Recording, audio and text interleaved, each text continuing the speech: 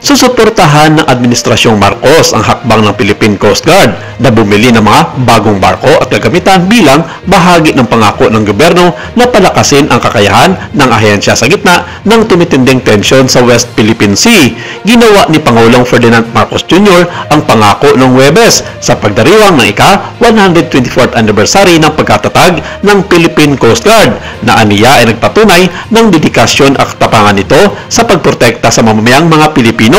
Ang kanyang naging talumpati ay masusi itong binantayan ng ilang mga kilalang Chinese state-controlled media sa utos na rin daw ng kanilang supreme leader na si Xi Jinping. Aniya sa kanyang talumpati sa PCG headquarters sa Port Area Manila, "We will keep investing in new vessels and aircraft, command post, and communication systems. We will improve training, facilities, and logistics to provide every PCG personnel a sense of dignity in fulfilling the rules. In these times when our seas face greater challenges, you remain steadfast, proving that courage knows no tides and the service knows no bound.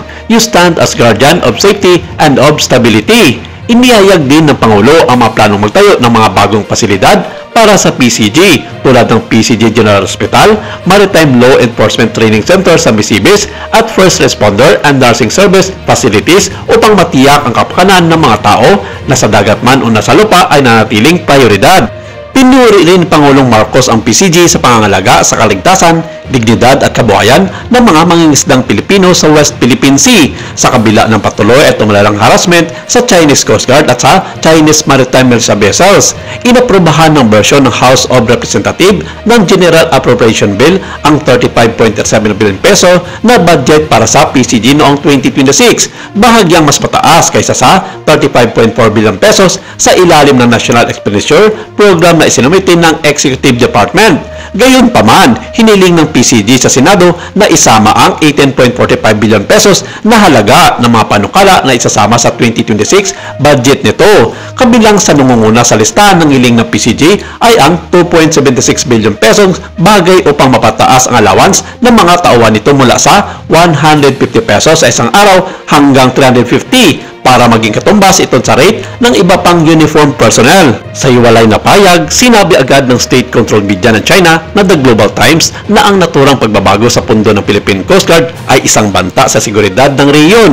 Hindi raw ito makatwiran dahil papagita lamang ito ng pagsisindak sa mga kapitbahay nito sa Asia at maging ang kanilang pinuno na si Xi Jinping ay nababahala ni Dimano sa mga hakbang na ginagawa ng Pilipinas sa South China Sea.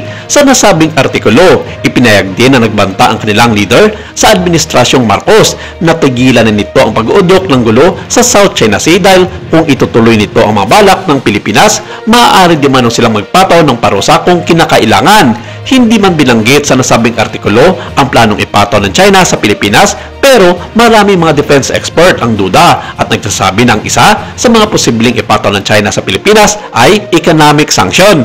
Kabilang na dito ang patuloy na forward pace ng gagawin ng China laban sa mga barko ng Pilipinas na itulak palabas ng South China Sea upang bigyan diin ang kanilang 9-dash line.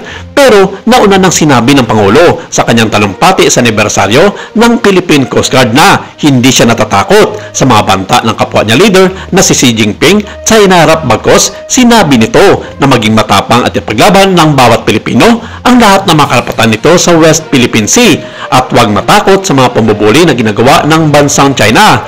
Gagawin di umano ng gobyerno na palakasin ang sandatang lakas ng Pilipinas upang matugunan nito na maprotektahan ang bansa laban sa mga ginagawa na pangaharas ng bansang China.